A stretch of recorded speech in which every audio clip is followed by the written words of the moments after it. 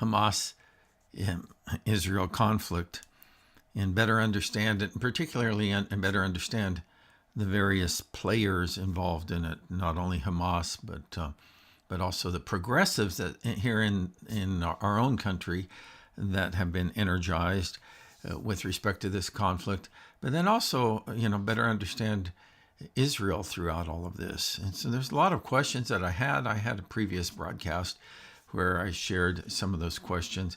But in this broadcast, I want to go just a little bit deeper into some of the things that I've discovered and pass those along to you.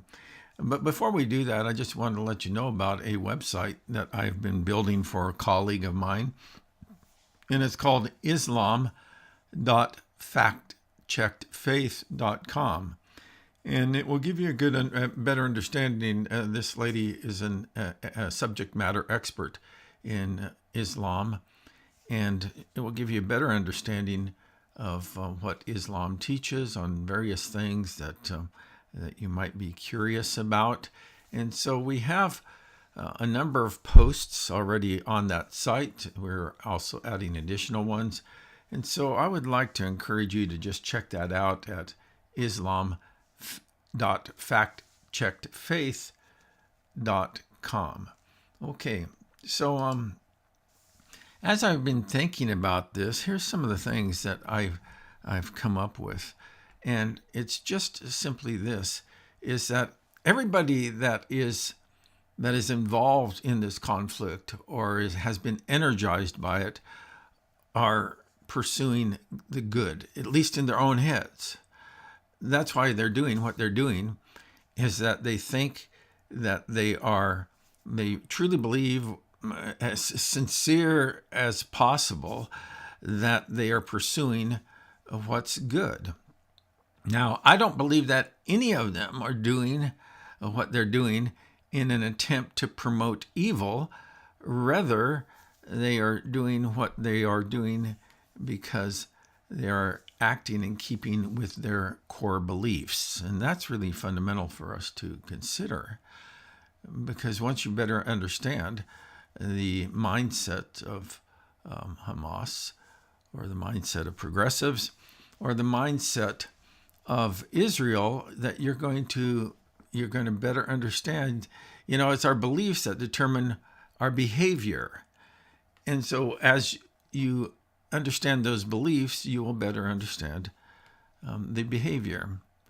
Now, Hamas, the belief that is energizing them is that they are following a particular understanding of the Quran. That's why they're doing what they're doing.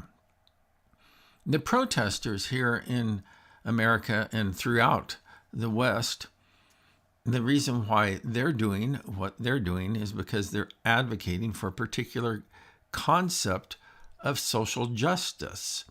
And we'll talk more about that later.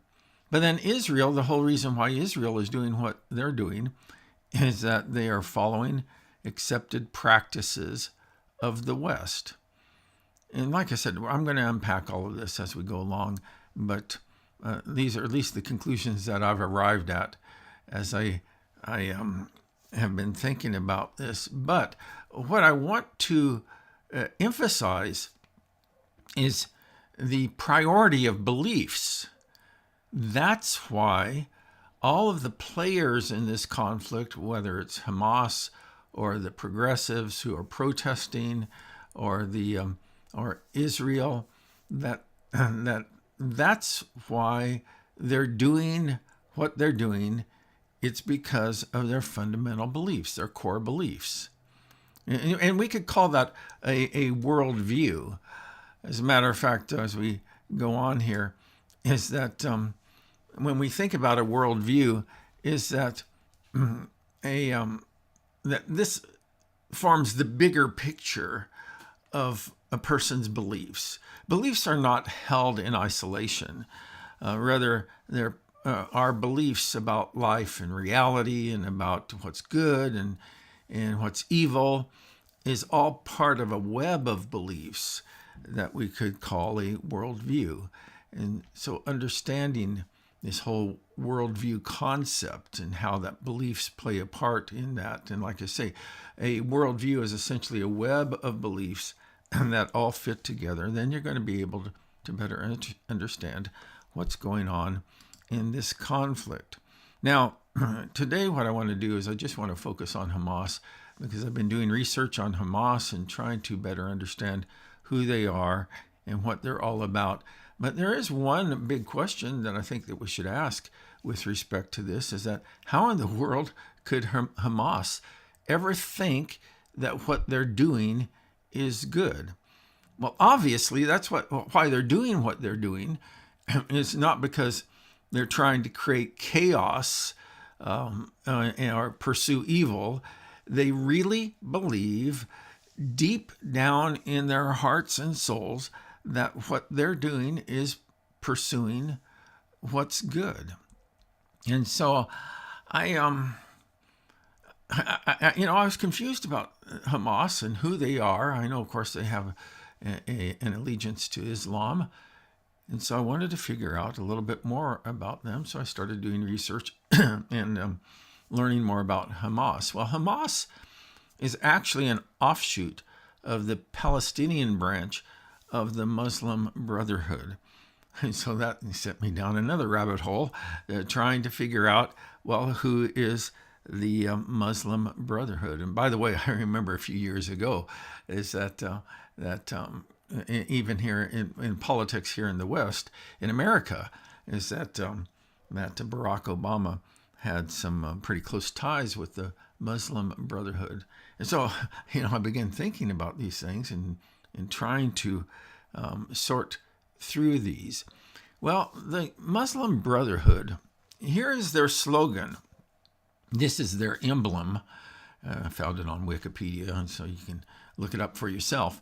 But the Muslim Brotherhood, their slogan is that Islam is the solution. And I guess that we would have to ask ourselves the solution to what? And I believe that the answer that the Muslim Brotherhood would provide is that Islam is the solution to the world's problems. And what the Muslim Brotherhood is seeking to do is that they're seeking it's a group that is founded in Egypt, and they're seeking to essentially establish a transnational caliphate. So in other words, that nations throughout the world would be Islamic nations that are under the teachings of the Quran, but not only the Quran, but also Sharia law. And with the Muslim Brotherhood, that they think that the Quran is truly the foundation for having a good family and having a good community and having a good state or a good government. And here again is that you can begin to see that the importance of beliefs and how beliefs factor into all of this. So now remember that, let's connect the dots, is that Hamas is an offshoot from the Muslim Brotherhood. It's the Palestinian offshoot of the Muslim Brotherhood. And what Hamas is that they were not just content with the approach that the Muslim Brotherhood was taking, but they decided they wanted to be more aggressive and more activist in this. And so they were seeking to establish a pure understanding and practice of Islam in that region. And so as we go on and we look more at our slides here, is that Hamas, when we learn about terror in Israel, is that there's really two groups that are primarily behind that, at least as best as I can determine. Now, I'm always trying to learn more about these things and understand them better. But Hamas is really behind much of the terrorism that happens in Israel. And as a matter of fact, and here again, you can look up this stuff for yourself. It's all there on the web if you just, are earnest enough to, and it's not that hard to find. But the Hamas is actually an acronym. It's an Arabic acronym that means the Islamic Resistance Movement. That's what the name Hamas means. And so I guess a good question that you should ask, and that we should ask, is that resistance to what? And Hamas spells out some of the things that they are resistant to and what they're seeking. And they really postured themselves in Palestine as the pure version of Islam in that region. And in their charter, their establishment charter, that they call for an Islamic state in all Palestine from the river to the sea. We've heard that slogan plenty of times. Well, that's really the concept behind what Hamas is advocating, from the river to the sea. And they want to establish an Islamic state in that region, including what is now Israel. And so they participated in the First Intifada in 1987. Well, actually, they weren't organized or officially organized until 1988, but they participated in the First Intifada that lasted from 1987 to 1993. And what brought to, there's a number of players, and I'm old enough to remember Yasser Arafat and the PLO and all, and they were one of the main players in the region at that time. And so what brought all of this conflict to a close was the Oslo Accords that were established there and hammered out in Oslo, Norway. And so but Hamas rejected the Oslo Accords. And so their policy from that time forward was to continue acts of terrorism against Israel. This October 7th thing that happened this year is actually a long chain of resistance and conflict that Hamas has been perpetrating against Israel. And their standard MO is launching rockets into Israel, or going across the border. Now let's just stop and think about this. Remember, Hamas is an organization whose charter declared that they are about the abolition of Israel, and they want to establish an entire Islamic state within that region from the river to the sea. And so Israel ceded territory that they held, which is now known as the Gaza Strip. Well, that was territory that Israel held, and they ceded that to Hamas, and Hamas has been governing and ruling that area. I'll have to look it up, but it's either since 2005 or 2008, one of the two. But so they have been attacking Israel. They've been the aggressors, attacking Israel with rocket launches into that country, and that was the part of the occasion for the first Gaza War. This is not like it's the first in that region. In 2008 through 2009, and you can look this up, it's called Operation Cast Lead. And then after that war, hostilities in that war ceased, is that Hamas once again began launching its rockets into Israel.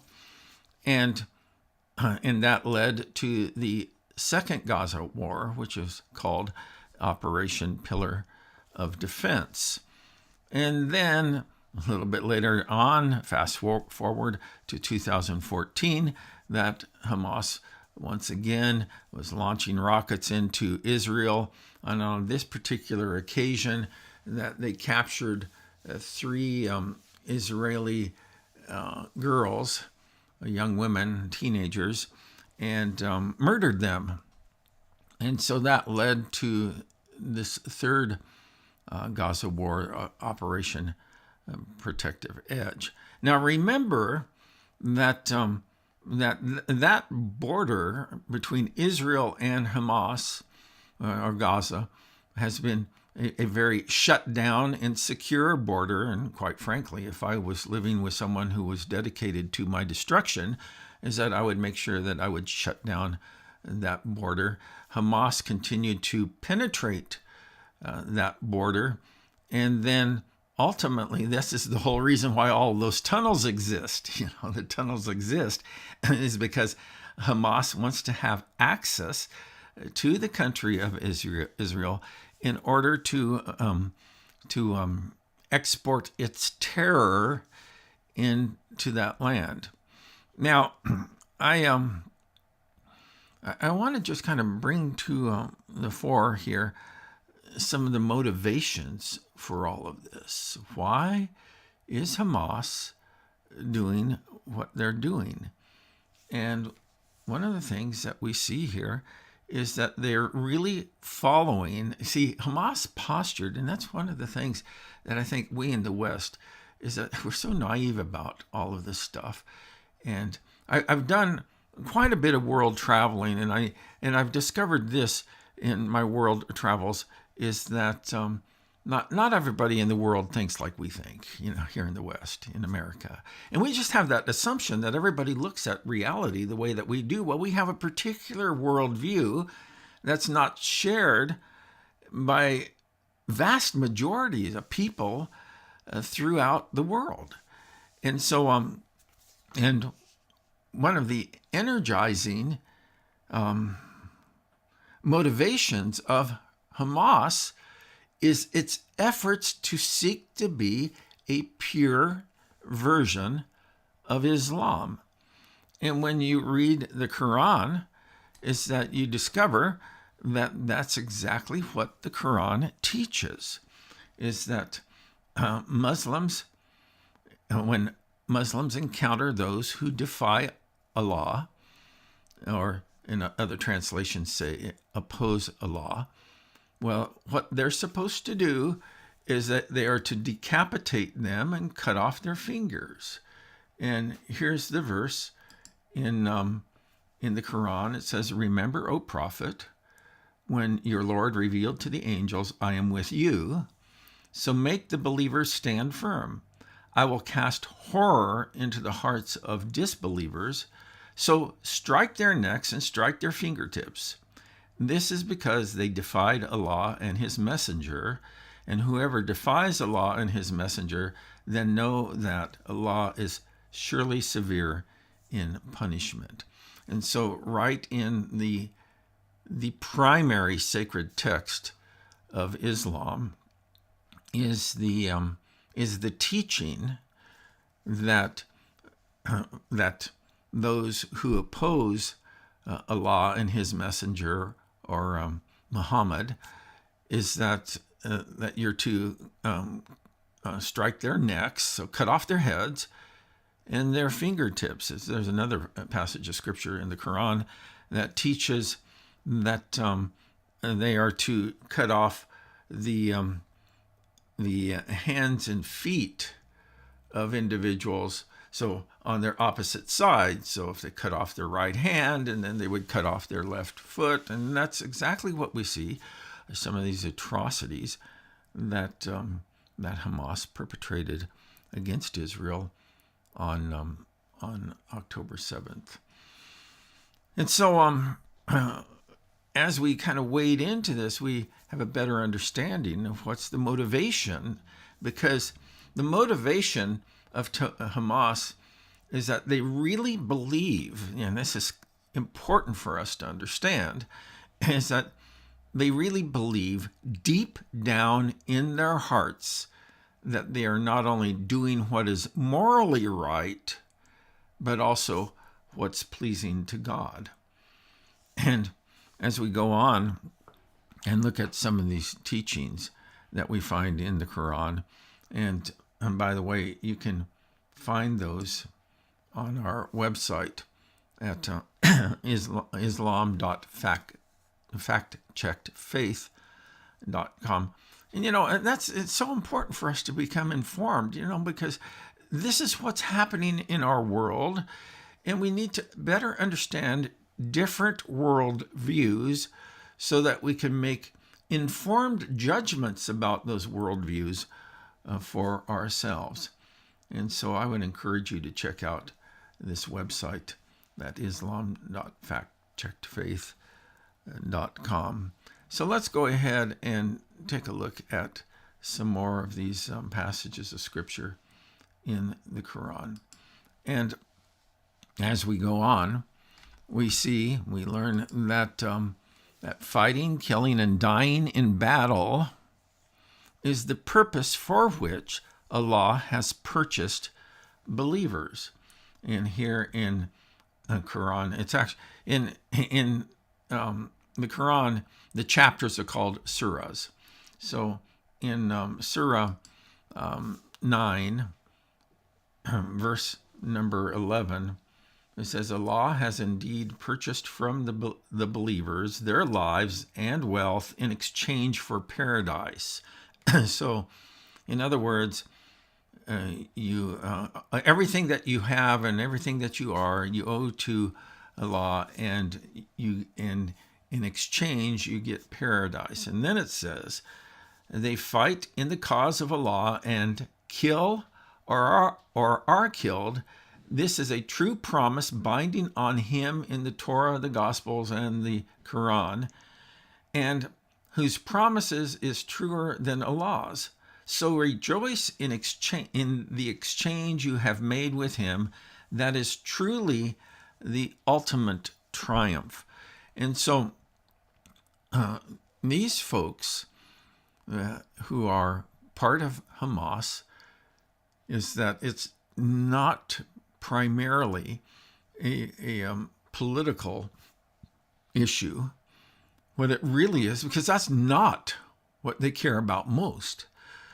Well, it is at one level, because as I mentioned earlier on, is that as an offshoot of the Muslim Brotherhood, is that the idea is to establish a transnational caliphate, and this is what Hamas, they really believe that the Quran and Sharia law and opposing non-believers and unbelievers according to the Quran are Jews and Christians and secular people, infidels, type of thing. And so while we think that it's political, is that what it really ultimately is that it is it's a religious conflict with political overtones, or maybe undertones might be a better word. So there's another passage of Scripture that I'd like to share with you there in the Quran, and that's this one here, where it says in Surah 98, verses 6 and 7, is that we read that indeed those who disbelieve from the people of the book. So that's code talk, by the way, in Islam for Jews and Christians. And it says those who disbelieve. Well, disbelieve what? Well, disbelieve that Muhammad is the seal of the prophets, is that he has given God's final revelation to humankind. It says those who disbelieve from the people of the book and the polytheists will be in the fire of hell to stay there forever. They are the worst of all beings, So what the Quran teaches is that Christians and Jews and polytheists, or infidels, or people who don't worship Allah the way that the Quran commands, that they are the worst of all beings. Indeed, those who believe and do good, they are the best of all beings. And so within Islam is that, here again, we in the West naively think that everybody in the world thinks like we do, but within the fundamentalist version of Islam, which is that we see in many places throughout the world, is that not only with the Muslim Brotherhood, but in Hamas and Hezbollah and Iran, and in Iran, where it's a different version of a different quote unquote denomination of Islam. It's the Sharia sect versus the Sunnis. Hezbollah, if I remember right, is more aligned with the Sharias, and Hamas is more aligned with the Sunnis. But it doesn't matter, you see, because they will fight against each other, but they particularly see, and fundamentalist Muslims see, that Christians, Jews, and non-believers are the worst of all beings, and Muslims are the best of all people. And so this is what's really behind all of this, and we can't afford to be naive, And I think that really, when these people on college campuses and so on, is that they really have a very naive understanding of this. And I think that really, in all honesty, they're motivated by a different agenda that I hope to unpack a little bit. But I do believe that Hamas is leveraging the political message to energize the West against Israel. And so that's what I think is really going on with respect. I really do, at one level, believe that Hamas is winning the public relations war with respect to this conflict. So let's just step back, zoom out for a moment, and reconsider what my basic thesis is here. And that's just this, is that the reason why Hamas is doing what they're doing is because they are pursuing what they think is the good. And it's the good according to their understanding of the Quran. And so that's why they have been, not just on October 7th, 2023, but since their very inception, is that they have been creating Hamas and Hezbollah. This is the truth. You look it up. Hamas and Hezbollah are the ones that kind of either originated or have perfected the suicide bombing technique in waging war against Israel, and so in the West, for that matter. And so what they believe is that they believe that they're doing good and that they're following a particular understanding of the Quran. Now, the protesters and Israel also believe, from their worldview, that what they're doing is really pursuing the good. And we want to talk about that next time. So next time, let me just take this one off here because I got this up on the screen. Excuse me there. So next time, what I want to do is I want to focus on the protesters, because as I mentioned earlier on in the broadcast, is that everybody, it doesn't matter who you are, religious or non-religious, everybody has a worldview. And a worldview is your web of beliefs that make up what you how you interpret reality. And the protesters that are involved in this also have a particular worldview. And while it's different from Hamas, is that you'll see why there is kind of an allegiance with Hamas as we begin to walk through that. So that's what I hope to do on our next broadcast. So I appreciate you watching. I would also encourage you to share our website with your friends. That's islam.factcheckedfaith.com, and you can learn a little bit more about some of the teachings straight from the Quran and also the Hadith, what Muslims believe. It's time for you to get informed and not be naive about these types of things. That's one of the things that drives me nuts, is how hopelessly naive so many people, so many Christians are about what's going on in the world. Oh, well, I'll just get off my soapbox for now, and I hope to talk to you next